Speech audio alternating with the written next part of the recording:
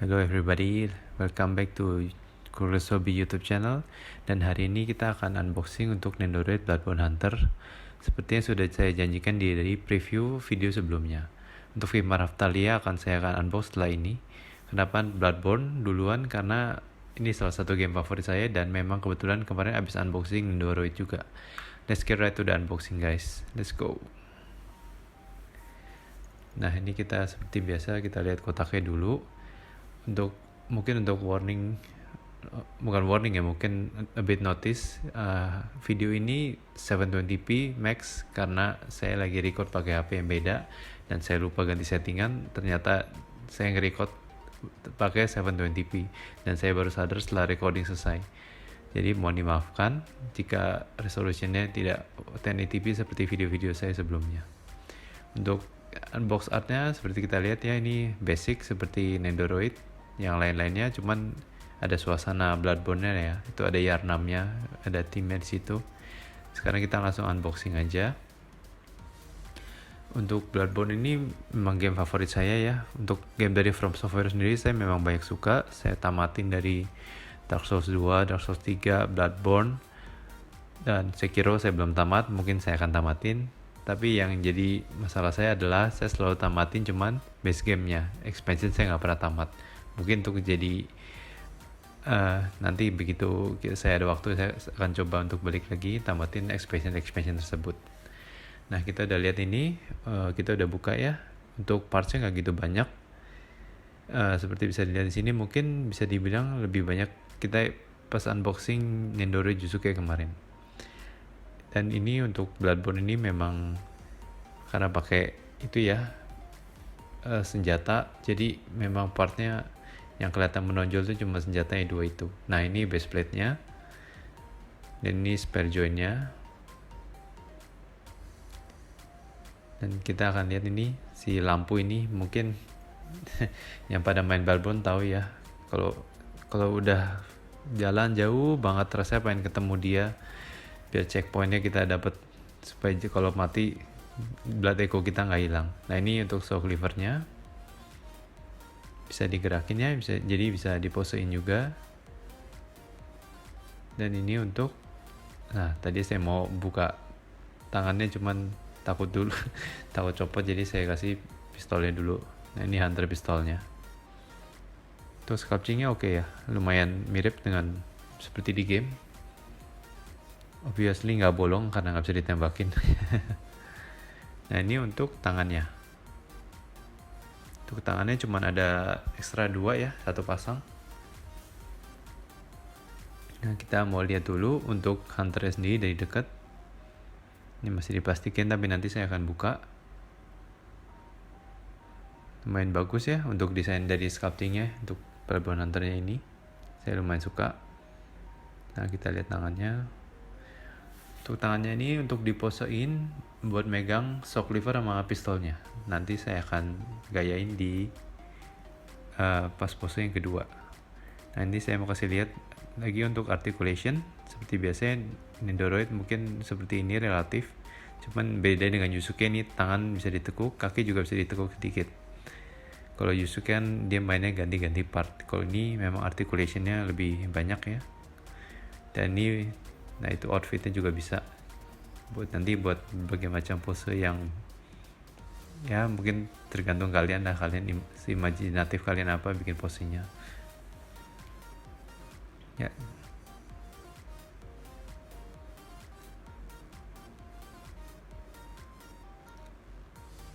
Sekarang ini kita kasih lihat untuk instruksi manual sendiri pun nggak banyak ya, karena memang partsnya nggak banyak, jadi lumayan self-explanatory. Nah ini tadi saya lupa mau kasih lihat ini untuk lebih jelasnya ya, dan gimana cara buka topinya. Jadi lucu ya kalau dibuka topinya. Jadi untuk bagian kepala ini emang dia cuman begini ya, cuman ada topi dan ada mukanya aja, tidak ada extra part lagi. Tapi ya memang desain dari Nendoroid Hunter ini udah keren sih, tanpa perlu extra parts lagi. Untuk boss yang saya mau bikin, pertama saya kasih lihat ini yang dia lagi pegang lemnya ya, lem yang buat checkpoint. Let's go. Ya kita langsung mulai ya. Dari ini lemnya kita attach ke base plate-nya.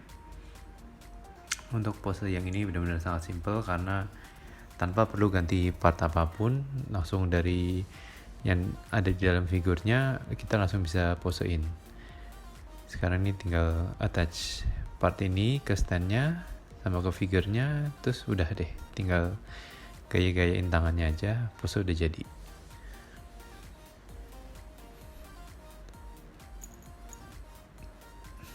Untuk pemain Bloodborne pasti familiar ya sama pose ini ya, karena tiap kali kita mau checkpoint, mau counter stream, pasti kita selalu pakai lem ini. Makanya saya pilih pose ini untuk jadi pose yang pertama.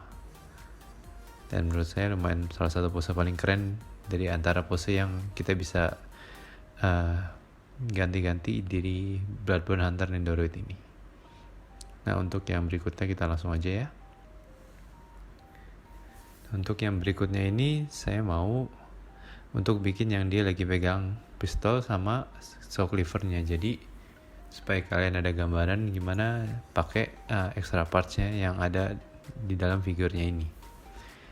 Untuk copot tangannya gampang, seperti yang saya pernah bilang sebelumnya, Nendoroid ini untuk customization sangat gampang.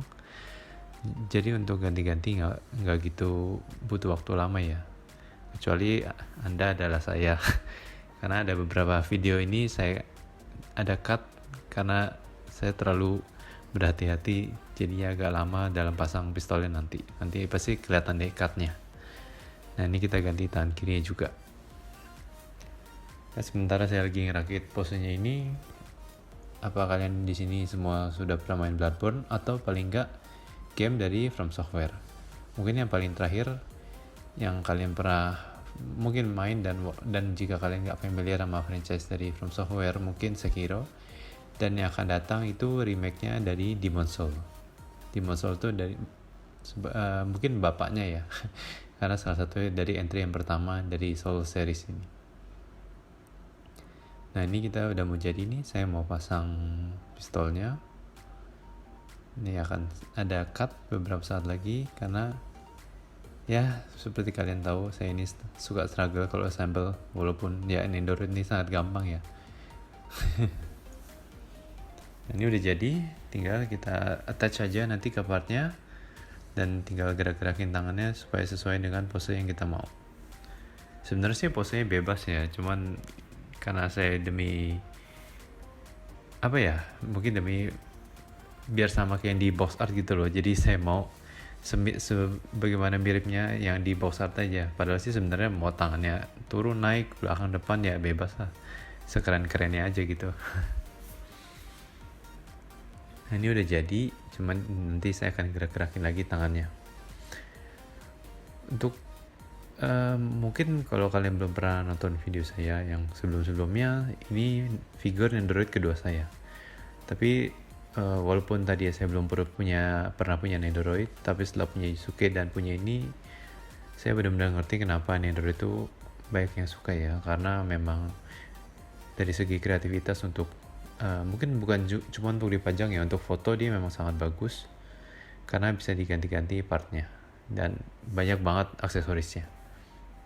Nah, ini untuk final review ya. Mungkin sekarang kita mini review untuk Nendoroid Bloodborne Hunter ini. Dari saya sendiri, saya tidak ada komplain. Dari segi sculpting bagus. Untuk extra parts mungkin saya nggak tahu apa yang bisa ditambahin, mungkin senjatanya. Tapi untuk Bloodborne Hunter Nendoroid ini menurut saya udah oke. Top. Dan untuk posenya ini sangat bagus ya, karena ada beberapa pose yang kalian bisa bikin lagi, nanti bisa dilihat dari box art-nya jika kalian punya Nendoroid-nya. Dan mungkin buat saya ini, mungkin karena bukan saya penggemar Bloodborne aja ya, tapi secara overall saya lihat Nendoroid ini desainnya bagus gitu loh, udah enak dilihat mata, keren, dan pose-pose yang dibikin juga bisa keren banget. Nah, kita sudah selesai ya untuk reviewnya. Gimana pendapat kalian? Please leave it in the comment, what do you think about this Nendoroid Bloodborne Hunter. Dan seperti yang saya sudah bilang sebelumnya, next unboxing kita adalah Figma Raptalia. Tunggu ya untuk videonya, coming soon. please consider to drop your like and subscribe. See you guys. Bye.